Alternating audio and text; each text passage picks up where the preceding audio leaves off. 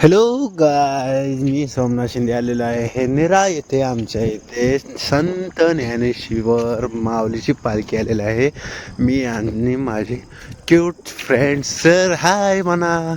तर पालखीला दर्शनासाठी आलेला आहे.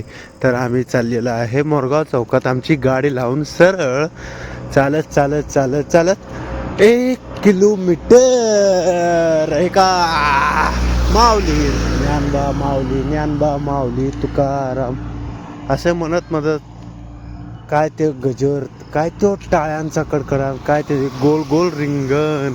वाव, ही लाखो 1.5 लाख अशी पब्लिक काय तर ज्ञानबा माऊली तुकाराम यांना पालखीत झालेले आहे.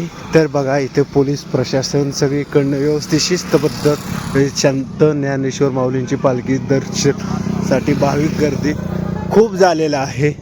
तर सरांची आमच्या इच्छा आहे की माऊलीची दर्शन घेणे आहे आणि सोमा शिंदेचे हातगुण म्हटल्यावर सरांना दर्शन भेटणार नाही असं आहे.